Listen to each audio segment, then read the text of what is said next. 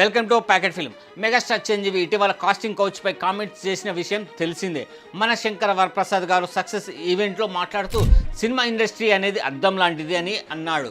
అలాగే మనం ఏమిస్తే అది మనకు తిరిగి ఇస్తుంది. ఇక్కడ కాస్టింగ్ కౌచ్ లేదు, మనం కమిట్మెంట్తో ఉండాలంటూ చెప్పుకొచ్చాడు. ఈ వ్యాఖ్యలు సినీ ఇండస్ట్రీలో వైరల్ అయ్యాయి. సింగర్ చిన్మయి కూడా మెగాస్టార్ చేసిన కామెంట్స్కి రిప్లై ఇచ్చింది. తాజాగా టాలీవుడ్ సీనియర్ దర్శకుడు నిర్మాత తమ్మారెడ్డి భరద్వాజ చిరంజీవి చేసిన కామెంట్స్కి కౌంటర్ ఇచ్చాడు. ఓ వీడియో ద్వారా మాట్లాడిన ఆయన ఇండస్ట్రీలో వేధింపులు లేవని ఎవరు చెప్పలేరని స్పష్టం చేశాడు. 100% ఇలాంటి ఘటనలు ఉన్నాయని, కానీ అందరూ అలాంటి వారే అనడం సరికాదని అన్నాడు. ప్రతి వ్యవస్థలో ఉన్నట్లుగానే సినిమా రంగంలో కూడా కొందరు మహిళలను వస్తువులుగా చూసే ధోరణి ఉందని ఆవేదన వ్యక్తం చేశాడు. ప్రస్తుతం ఏడాదికి దాదాపు 200 నుంచి 250 సినిమాలు నిర్మితమవుతున్నాయని, వాటిలో 30 నుంచి 40% మాత్రం ఇలాంటి తప్పుదోవలు తీస్తున్నారని తమ్మారెడ్డి పేర్కొన్నారు.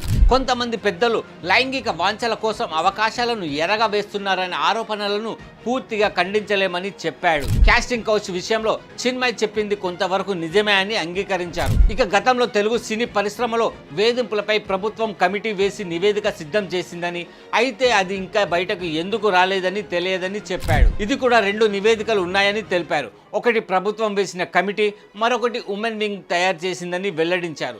దీంతో చిరంజీవి వ్యాఖ్యలపై చిన్మయి, తమ్మారెడ్డి అభిప్రాయాలు, కాస్టింగ్ కౌచ్ అంశం మరోసారి తెలుగు చిత్ర పరిశ్రమలో హాట్ టాపిక్గా మారింది. ఇది వ్యక్తిగత ప్రవర్తనల సమస్య లేక వ్యవస్థాగత లోపమా అన్న ప్రశ్న మళ్ళీ చర్చకి వచ్చింది. భవిష్యత్తులోనైనా పరిశ్రమలో మహిళలకు సురక్షితమైన వాతావరణం ఏర్పడుతుందా అనేది వేచి చూడాల్సిందే.